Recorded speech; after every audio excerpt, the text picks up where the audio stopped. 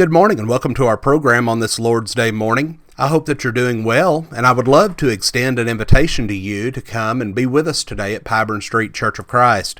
We will gather for Bible study this morning at 9 o'clock, and we'll have classes available for all ages.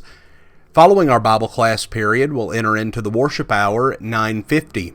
We also gather this evening at 6 o'clock for our evening worship, and again on Wednesday evenings at 6 o'clock for midweek Bible study. We would love for you to come and be our guest at any or all of these upcoming services. The subject of our influence is an important topic. In regard to the life that a Christian is to live in this world, there's not a more profound message than that of the little song, "This Little Light of Mine." Because remember, Jesus said in Matthew 5 and verse 16, "Let your light so shine before men that they may see your good works and glorify your Father which is in heaven." But too often we think that we as ordinary people don't have that much influence on the world. When it comes to influence, most of us don't see ourselves as having much opportunity, much less ability or responsibility. But there are many simple ways that each of us can influence others for good. Rather than hiding in fear or insecurity, we need to be who we are courageously and act in the knowledge that it does good to do good. My hope in this lesson today is to encourage you all to make a more concentrated effort to let your light shine. And the first way that we can let our light shine is through our influence. The author Margaret Lee Runbeck said that a man leaves all kinds of footprints when he walks through life. Some you can see, like his children and his home. Others are invisible, like the prints that he leaves across other people's lives, the help that he gives them and what he has said, his jokes, gossip that has hurt others, his encouragement. A man doesn't think about it, but everywhere he passes, he leaves some kind of mark. Friends, we see that our influence is an asset that can quickly turn into a liability. If we don't exercise good stewardship over our influence, then it can swiftly turn to the wrong direction. And when that happens, the influence we thought it would be good to have becomes something that we wish we could get rid of. But we can't rid ourselves of our influence by wishing it away. If we've influenced others in a negative manner, we can't simply call a halt and decide not to have any more influence. But there is something that we can do, and it's the very thing that we ought to do, and that is to start working on improving our influence. But how is it that we do that? Well, first we need to work on our character. Whatever we'd like to influence others to be, that's what we ourselves need to be. After all, as the old saying says, talk is cheap. Anyone can say what others ought to do, but if we want to have a real impact, we're going to have to walk our talk. Secondly, we need to work on our attitude toward those who are around us. When we consider those who have influenced us, the point becomes obvious. We are most influenced by those who believe in us. So if we want to improve our influence on others, then we need to start by believing in them and letting them know our confidence in their ability to change and better their lives.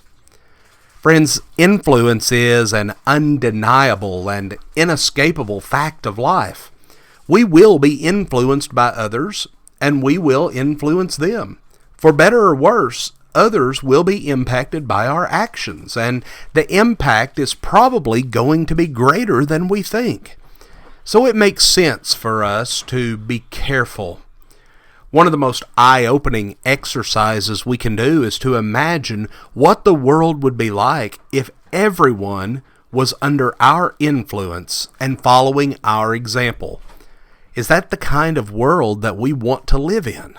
Is it the kind of world that we would be comfortable in? If not, then we need to make the appropriate adjustments immediately. We should never do anything that would worsen the world if our personal practice somehow became the public norm. But secondly, we let our light shine through our impact. American journalist Henry George wrote, "Let no man imagine that he has no influence. Whoever he may be and wherever he may be placed, the man who thinks becomes a light and a power." The question is not whether we'll have any impact, but rather what kind of impact will we have. Impact is a fact of life, and those with whom we deal from day to day are impacted by the decisions that we make, and most of us would be surprised to find out just how great that impact really is. Much more than we admit, others are hurt by our wrong choices, and to a greater extent than we realize, others are helped by our right choices. We see that impact is unavoidable. But I want you to consider 3 things in regard to our impact. Well, first, sometimes we need to slow down. Most of us would have a better impact if we simply simplified our lives and took more time for reflection.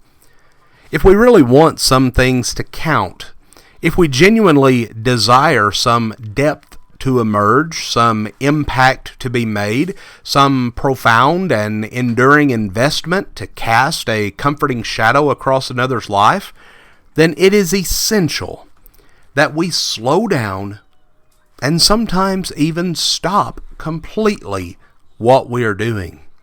Secondly, we need to think.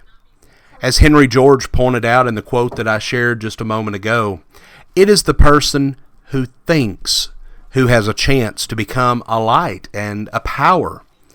So what are our real principles? Those that we would die for. What about the things that we truly value in life? How is it that we really want to impact others? In the end, those who have a lastingly good influence are usually those who've taken the time to think the matter through. But then thirdly, we need to act. Friends, no amount of slowing down and thinking can take the place of acting. If our impact is going to be what we want it to be, then we're going to have to summon the self-discipline to do the beneficial things that we know to do. Eventually, we'll be answerable not only for our aspirations and our intentions, but also for the things we actually did.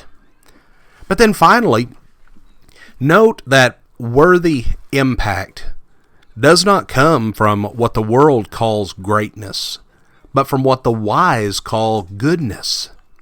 If the full truth could be known, it's not the movers and shakers who change the world the most, but it's the down-to-earth people, those who go about doing good like Jesus did.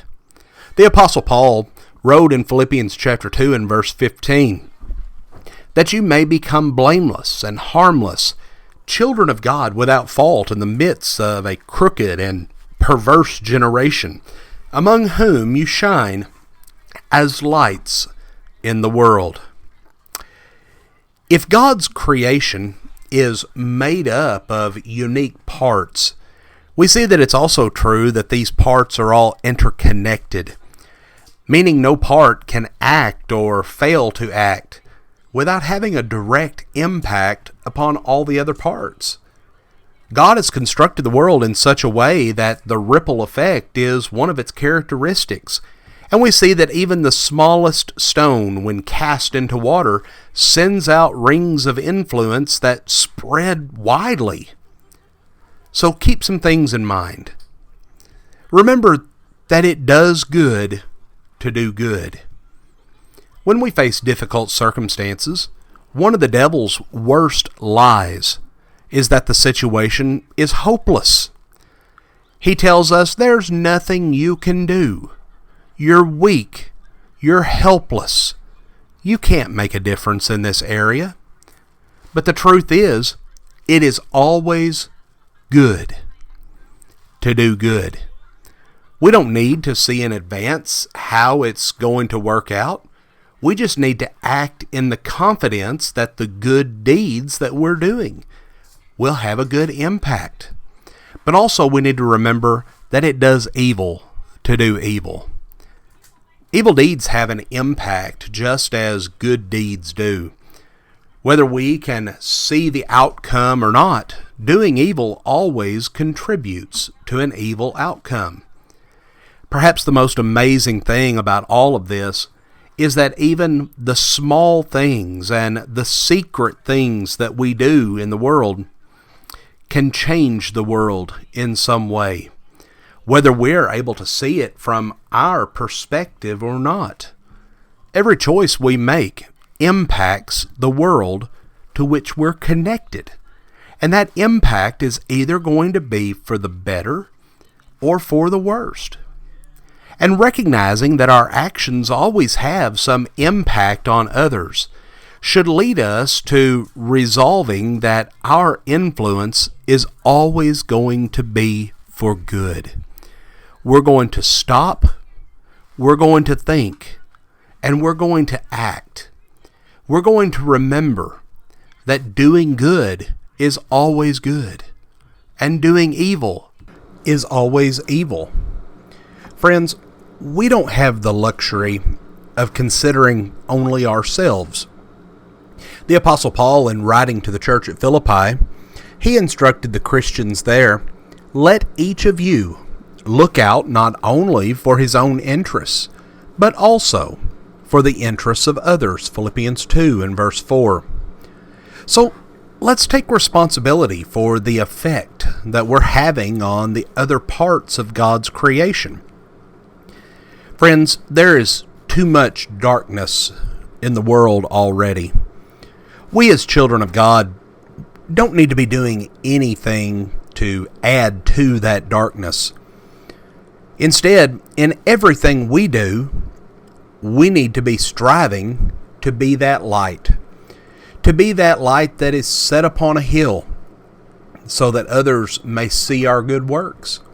Remember, Jesus said, "Let your light so shine before men, that they might see your good works and glorify your Father which is in heaven."